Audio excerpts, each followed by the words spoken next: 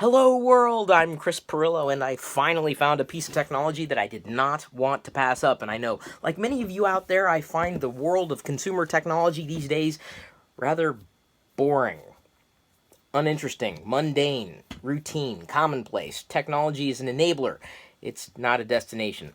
But back in the day, I wanted one piece of technology that I just couldn't get because it was too expensive. And I mean, terribly expensive. And these days, it's kind of outmoded. Though it has several modes, which will make sense to you in just a moment. I was, of course, thrifting, one of my favorite pastimes, especially when it comes to Star Wars stuff and pop culture items of interest, specifically memorabilia, nostalgia, and this fit right into that piece of me, which always wanted a graphing calculator.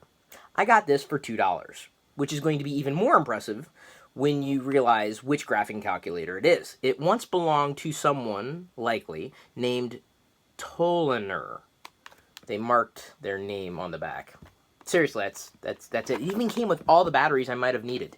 Right there. 4 AAAs. And it is in perfect condition. When I say perfect, perfect. The TI 83 Plus. I always wanted a graphing calculator.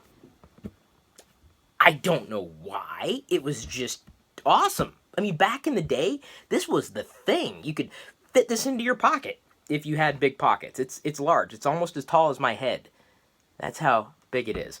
But what was cool about this particular calculator is that once you entered an equation, you could graph it. And see, it works right there. If I can angle it just right.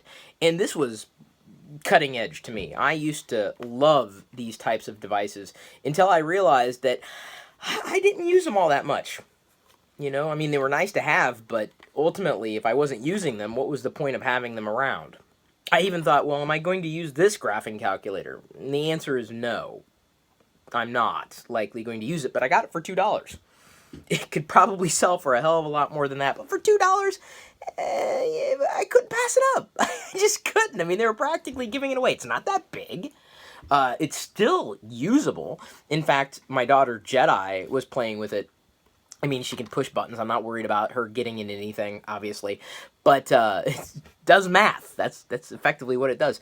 And she was pointing out the colors. She was basically babbling and saying blue or azul. And I said, yeah, that's right. Well, what color's that button? And we tripped through it. You know, it was black or negro, white, even though it's kind of a gray. We went with white or blanco. Then we had a yellow button or an orange button, and then green. She knew green and verde, and it was kind of fun, to do that with Jedi. I don't think I'm ever going to program an equation in here. I don't think I can remember how to do all this.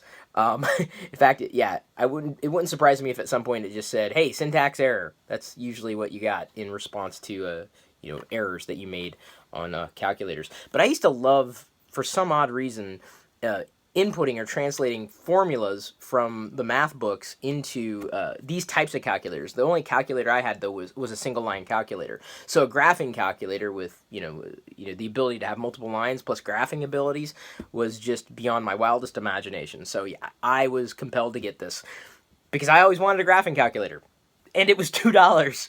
I suppose if I have any interest in this kind of thing anymore, and that would be general consumer technology, it's anything that tickles my nostalgic bone, which sounds dirtier than it actually is.